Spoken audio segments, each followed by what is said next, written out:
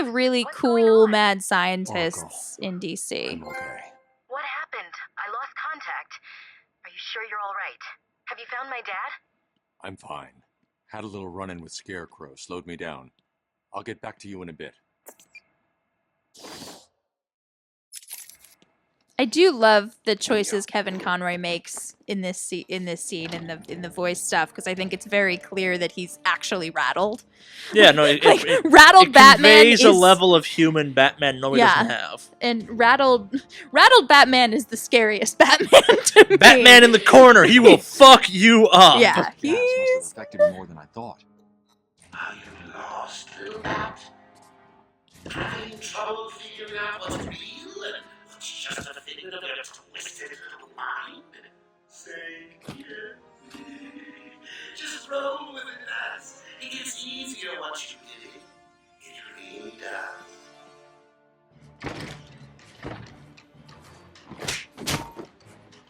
So I would argue that this game is very heavily borrowing from Arkham Asylum and Killing Joke, if only because what they've been doing. Arkham Asylum, the Grant Morrison, because the main themes that we're getting are that idea of, you know, do you belong here? Anyway. Well, that's why it made the writing for this game such a success, because it was, for the first time, a Batman game that explored the, you know, dude dresses up in tights and beats the crap out of villains for kicks, essentially, and some weird moral duty in his mind. Dude's obviously not all right. Yeah, and I think that's the best iterations of Joker. And Crane, honestly. Crane is very perceptive about this. Which is this idea of, like, you... Take a look. Harley's under strict instructions to kill the old man if any of my guys even think you're in the room. They're patrolling down there. I've told them all you're on the way. So here's the deal. If you could find a way to get to Harley without anyone realizing, I'll give you your next present. Fail, and the old Carter dies. Hell, I may even give you Harley. It looks like you could use a new sidekick.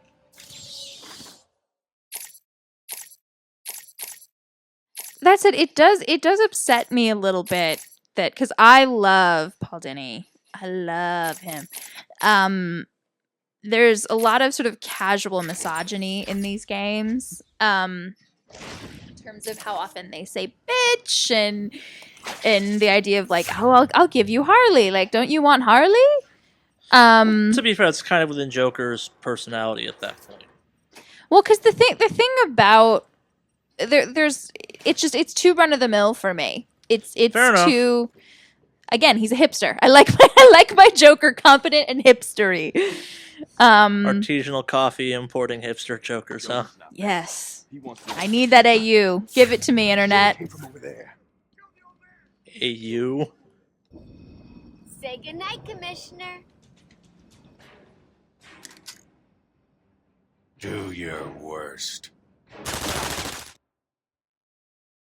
Too easy. How'd I mess Play up? you like a violin and cut your strings. Nighty night, bats.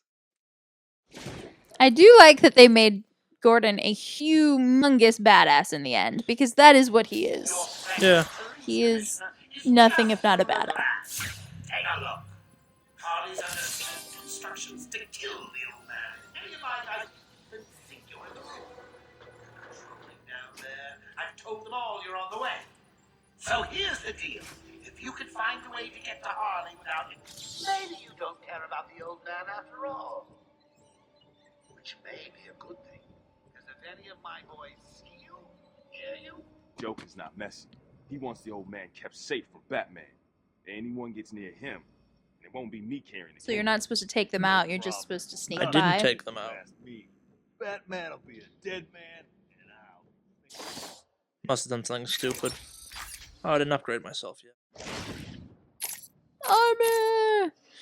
Like I mentioned earlier, I'm sure someone disagree with me, the armor and the inverted takedowns are the only useful upgrades in this game, really. That changes in the sequels to get a little bit better at not making the upgrades pointless. What about the Bat Claw? That's not an upgrade. That's a thing you pick up. Oh yeah. That's one of the 4 items you wind up picking up. It's Bat Claw, the gel, the explosive, and I don't know what the final one.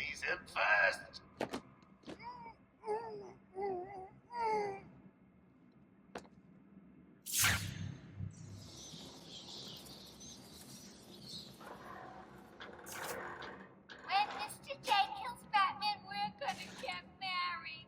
It's gonna be so cool. Oh, Harley. Oh, Harley Barley. We were just talking about that. Yeah. You know, you really should color that hair of yours. All that gray makes you look so old. Keep your trap shut. You won't get away with this. We get. Say goodnight, I messed up. Death. Ah. Too easy. Speaking That's on of, me. let's talk about the look that we have going on with Harley here.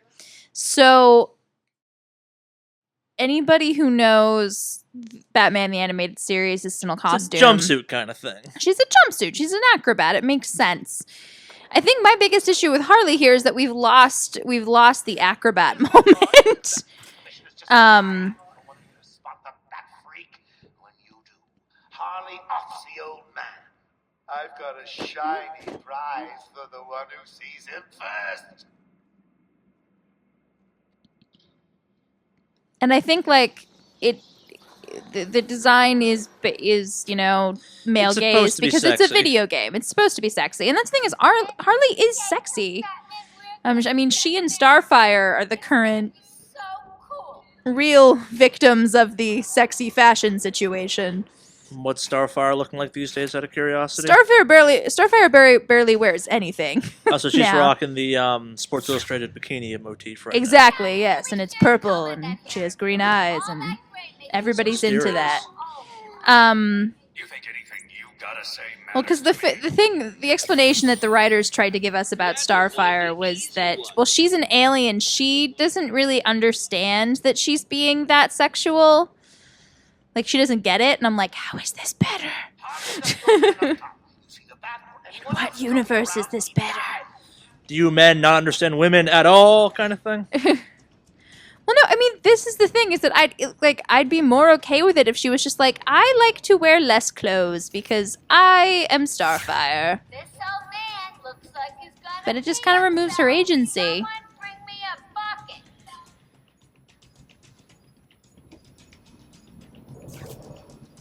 But it is sort of weird and wonderful to, you know, because Paul Dini's the writer on this, to picture what are you...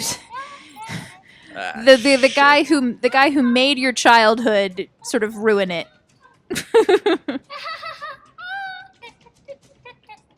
As is his right, as the writer of such things. As is his right as the writer of such things.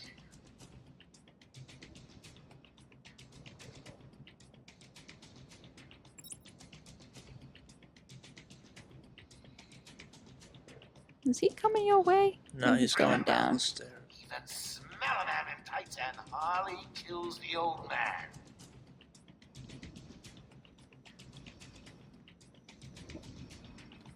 Get him now because I'm sick of doing this. Mr. J won't let anything happen to me, boys. He loves me too much to see me hurt. You guys, maybe not so much. You people that have been following our conversation so far know that that is Hilarious. That shit is Mr. J hilarious. is so going to beat Bat Brains. He doesn't Down. stand a chance. You'll be caught, Quinn. And I think the interesting thing about Harley is that she is brilliant. She is so brilliant. When she fought the Joker, she was brilliant. Not fought, I should say, when she was working with him as a doctor. And it's the kind of thing where at least, the way that I sort of canonly try to understand Harley is that it's part of the stupidity thing is an act. It's both a delusion and an act. It's that this is what he wants, so this is what I need to give him. For the one who sees him first.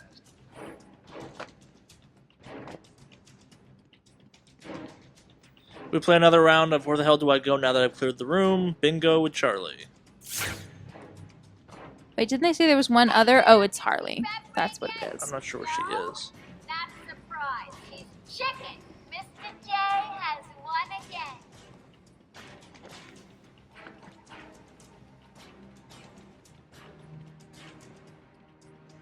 So there, she's above you somehow, right? Yeah. Up. I see a red thing. Yeah. Keep your trap shut. You won't get away with this. Also, I think that's my biggest issue is one of my favorite moments Jim Gordon has ever had is so Barbara's deciding whether to tell him, tell her dad that she's a vigilante. And he says, and there's this moment of him, sort of acknowledging that he already knows and he's saying, Barbara, if the commissioner had a daughter who was a vigilante, it would be better if he did not know. And Barbara's like, oh, she panics slightly. I feel stupid now. There were just stairs. Can you do more?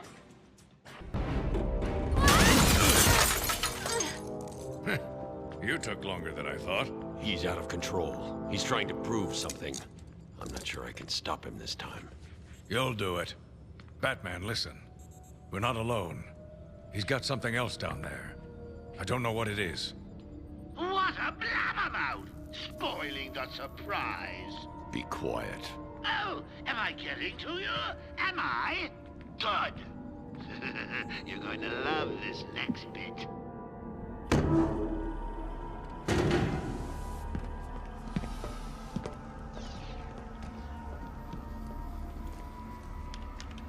It wants Dr. Young's login. Never mind that. Get behind me, now. Bane.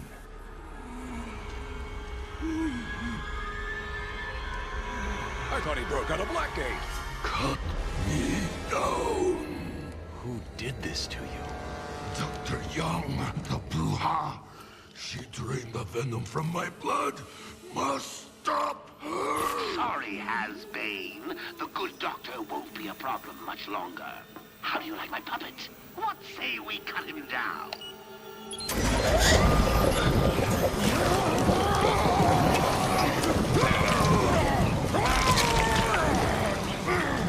Gordon, run!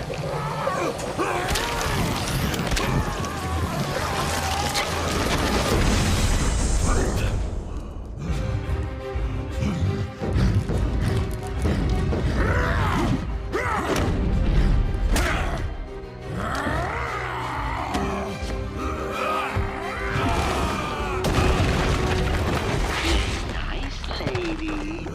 Oh, fuck you, Joker. Hey, being a lady is not an insult. How would Captain Gordon feel if you said that in any place other than this game? I don't know. He'd be upset because Captain Gordon is a feminist. So some stuff about Bane, because most of you guys probably know him from Mr. Hardy in Dark Knight Rises and some professional wrestler dude in Batman and Robin. The best version of Bane. By best, we mean worst. Well, because the problem with Bane is that you look at him and you think, oh, that must be a sidekick, right? And that's the thing is, in both movies, he's a sidekick, but he's not a sidekick. He's a pretty major Batman foe, or at least he was in the Nightfall storyline, which is where that iconic image of Bane, quote-unquote, breaking the bat comes from. It's where the whole concept of someone actually beating the Batman, both mentally and physically, kind of comes from, too. Like, he's the first villain to really win against Batman, for lack of a better phrase, in the whole continuum of things. Exactly. And I mean, I think the thing to remember about Bane is that he is a meathead. I mean, look at him. But he's also a genius and a strategist. And Dark Knight Rises gets some stuff right. Bane was born in a prison, not in the Middle East, but in some vague Central/South American country. Yeah, so basically the story of Talia, the kid born in the prison to some badass warlord something or other, it's not wrong, technically. It's just for the wrong character, which, for people like me that are big Bane's fans and not so big Talia fans, I was super confused during that movie as a result. Well, it's just interesting that in the cinematic sort of iterations of Batman, we've been trying to sort of cast him as the protector to major female Batman villains. And I always sort of wonder why, because to be fair, the thing about Bane that has always slightly bothered me is that he starts off as sort of, I mean, to reference Orange is the New Black, he's the V of the prison that he lives in. He is the king of the prison. Called Peña Dura. But the reason he decides he wants to come to Gotham is because he has these dreams about a bat, and they haunt him. And in some ways this makes him sort of a foil for Batman, because Batman is also terrified of bats. Everybody is terrified of bats in Gotham, apparently. Except Jim Gordon, because he's afraid of nothing. It's fine. On top of that, too, in the character of Bane, you have someone with Batman-level skills, but who's willing to do a bunch of things Batman is not. For instance... Like murder people. Like kill.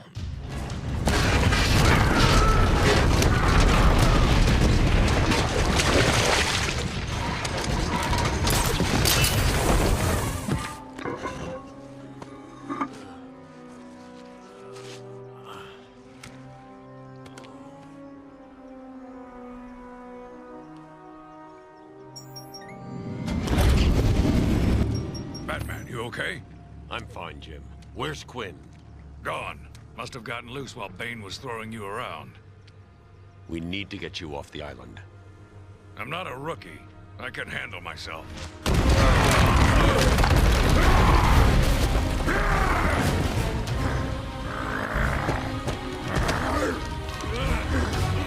I will break you, Batman! Then the Bruja! No, Bane. This time I break you.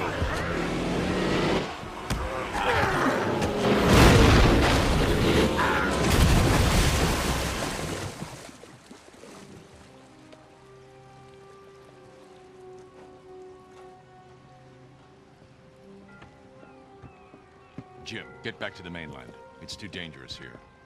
I don't like leaving you here. Radio claims he's planted bombs all over Gotham. Gotham will panic. You're needed there. We're ready to go now, sir. Bane called Dr. Young Bruja. What does it mean? It's Spanish for witch.